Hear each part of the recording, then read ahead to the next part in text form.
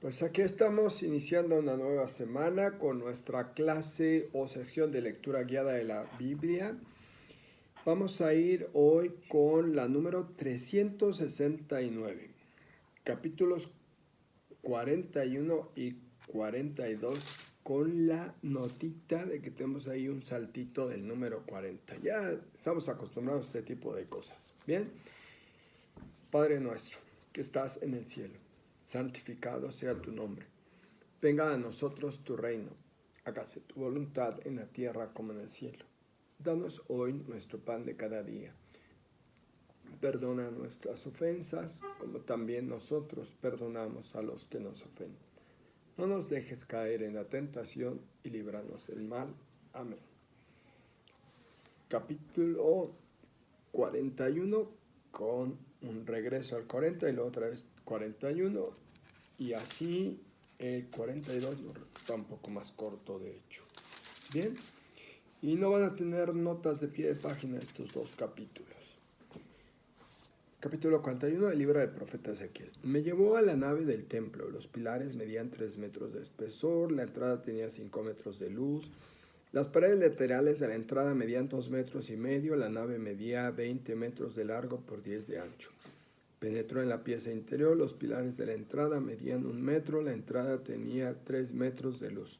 Las paredes laterales de la entrada medían 3 metros y medio. Esta pieza medía 10 metros de largo por 10 de ancho. Entonces me dijo, este es el Santísimo. El regreso al capítulo 40. Había un cuarto que comunicaba con el vestíbulo de la puerta. Era el lavadero de las víctimas de los holocaustos. A cada lado del vestíbulo de la puerta había 2 mesas destinadas al degolladero de las víctimas de los holocaustos y de los sacrificios expiatorios y penitenciales. Fuera del vestíbulo, a cada costado de la entrada de la puerta norte, había 2 mesas. 4 mesas había dentro de la puerta y otras 4 fuera. Eran 8 en total las mesas destinadas a degolladero. Las 4 mesas para las víctimas de los holocaustos estaban construidas con piedras talladas. Medían 75 centímetros de largo por 65 de ancho y 50 de alto. 1 palmo medían las repisas que había empotradas en las paredes. En ellas se ponían las herramientas utilizadas para degollar las víctimas de los holocaustos y el sacrificio. La carne de las ofrendas se ponía en las mesas. Me condujo al atrio interior donde había 2 habitaciones, una al costado de la puerta norte mirando al sur y otra al costado de la puerta oriental mirando al norte, y me dijo, esta habitación orientada al sur es para los sacerdotes que atienden al servicio del templo, y la habitación orientada al norte es para los sacerdotes que atienden al servicio del altar, es decir, los sadoquitas escogidos entre los levitas para servir al Señor. Volvemos con el capítulo 41. La pared del templo medía 3 metros de espesor. Las habitaciones laterales todo alrededor del templo medían 2 metros de anchura. Las habitaciones estaban superpuestas formando 3 plantas. La pared del templo tenía unos soportes en los que se apoyaban las vigas de las habitaciones, que así no iban empotradas en la pared del templo. Las habitaciones se hacían más anchas a medida que subían, pues en cada planta ganaban espacio al muro del templo. Desde la planta se podía subir a la intermedia y a la superior. El templo estaba bordeado por un empedrado. Las habitaciones laterales tenían más de 1 vara de cimientos. El empedrado medía 3 metros. La pared exterior de las habitaciones laterales medía 2 metros y medio de espesor. Entre las habitaciones laterales al templo y los bloques de habitaciones quedaba un espacio de 10 metros de anchura alrededor del templo. Las habitaciones laterales comunicaban con este espacio por 2 puertas, una al norte y otra al sur. Este espacio tenía una pared de 2 metros y medio de espesor.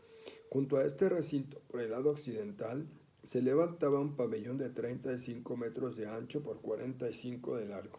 La pared de este pabellón medía 2 metros y medio de espesor.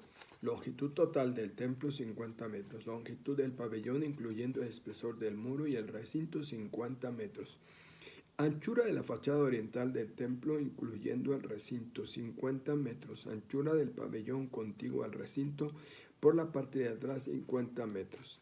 La nave del templo y el vestíbulo estaban revestidos de madera. Los umbrales de las ventanas estaban revestidos de madera. La pared estaba guarnecida de madera desde el suelo hasta las ventanas, igualmente las mismas ventanas. Todo estaba recubierto de madera. En las paredes del Santísimo de la nave había paneles ornamentados con palmas y querubines alternándose. Los querubines tenían dos rostros, un rostro humano mirando a la palma de un lado y un rostro de león mirando a la palma del otro lado. Todo el templo tenía esta ornamentación, desde el piso hasta el paño que carga sobre la puerta. Toda la pared estaba ornamentada con querubines y palmas.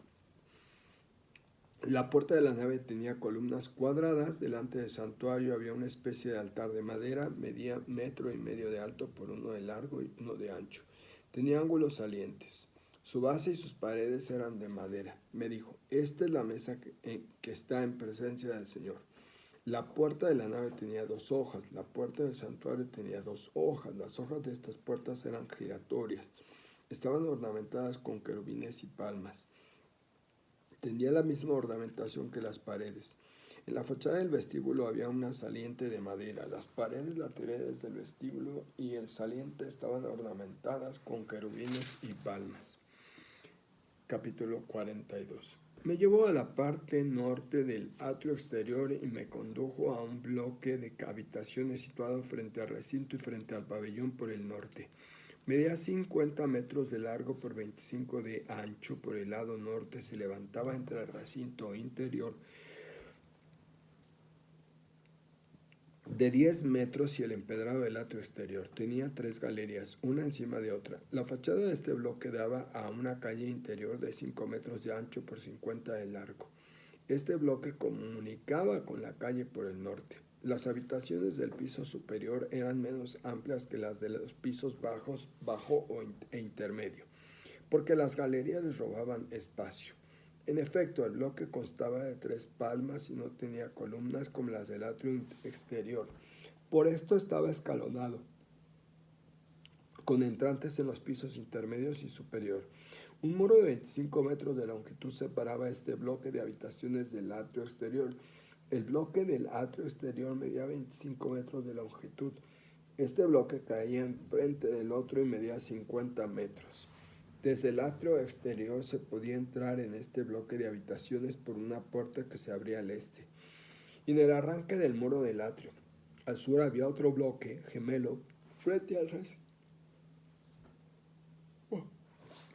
recinto y al pabellón. Delante pasaba una calle. Tenía el mismo aspecto que el bloque del norte. Medía lo mismo de longitud y de anchura. Tenía idénticos accesos y estructura. Al pie de este bloque se abría una puerta en el arranque del muro por la parte oriental. Me dijo, las habitaciones de estos bloques hacia el norte y hacia el sur, emplazados frente al recinto, son sacristías. En ella los sacerdotes que se acercan al Señor comerán los manjares sacrosantos. En ellas depositarán la oblación sacrosanta de la ofrenda, el sacrificio expiatorio y el penitencial, porque el lugar es sagrado. Los sacerdotes que entran allí no podrán salir del recinto santo del atrio exterior sin antes quitarse las vestiduras con las que oficiaron, porque son sagradas. Deben cambiarse de ropa antes de acercarse a donde está el pueblo. Cuando terminó de medir el ámbito del templo, me sacó por la puerta oriental y se puso a medir el perímetro del templo. El lado oriental medía 250 metros medidos con la caña de medir. Pasó al lado norte, que medía 250 metros medidos con la caña de medir. Pasó al lado sur, que medía 250 metros medidos con la caña de medir.